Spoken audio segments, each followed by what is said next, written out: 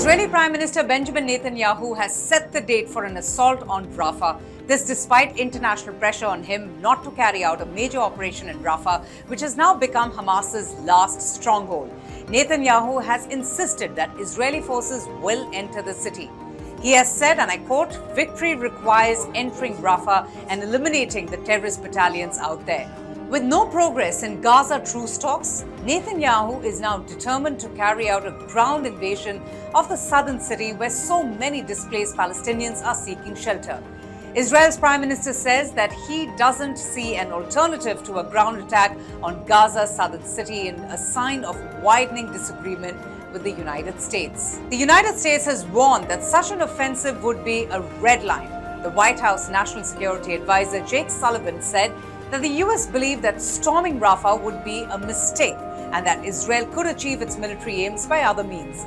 The White House has also added that it will not support a Rafah operation without the Israelis presenting a credible plan to ensure the safety of Palestinian civilians.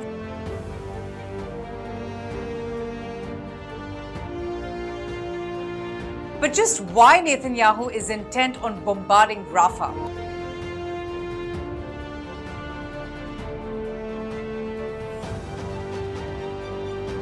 Well, Israeli officials have said that Rafah, located on the Egyptian border, is Hamas's last major stronghold in Gaza. An estimated 1.5 million Palestinians, over half of Gaza's population, have taken refuge in Rafah after they fled fighting elsewhere in the territory. So what is the significance of Rafah? According to the United Nations, more than 1.4 million people are currently in Rafah, which was once a city of 300,000 people. This is because Israeli forces attack all other areas of the narrow Gaza Strip. Located just next to Egypt, Rafah was previously one of the last borders in the operation in the occupied Palestinian territories and the only way that the Palestinians could leave the Gaza Strip. The border remains tentatively closed, meaning most Palestinians cannot leave and most humanitarian aid cannot get in. Israel controls all sea and other land borders across the Palestinian territories.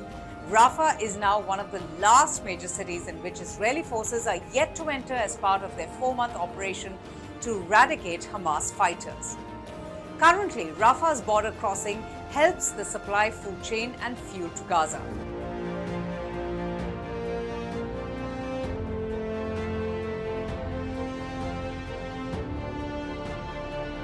Since Gaza borders the Mediterranean Sea to its west and Israel to its east, its population has no other functioning checkpoints to exit the region at the very moment. Now, in November 2023, a partial opening of the Rafah crossing was allowed.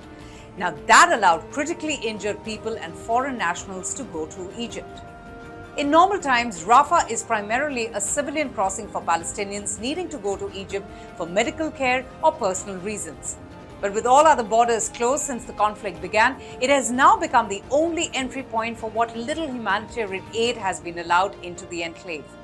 The crossing opens for the limited evacuation of foreign passport holders and some critically injured Palestinians who reportedly have nowhere else to go. And Israel has so far proposed no evacuation plan to help these families who are desperately trying to escape the conflict. The city has transformed into a big mass refugee camp with more than 1 million distressed people fleeing other parts of the Gaza Strip to try and seek refuge and shelter from the intense Israeli bombing. Shelling across Rafah has already turned many buildings into rubble, killing hundreds of Palestinians. Food and clean water remain scarce, prompting major concerns about a mounting regional humanitarian crisis.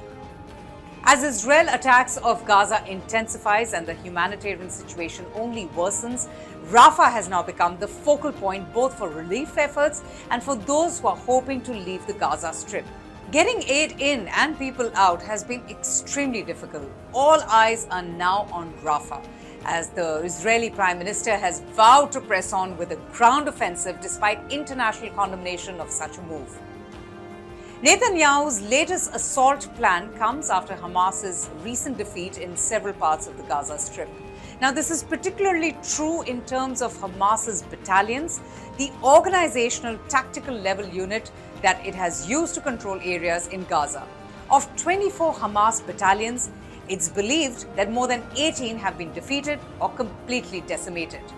However, according to Israeli authorities, Hamas still continues to rule in Rafah, the key area on the Egyptian border where now it controls humanitarian aid that enters Gaza.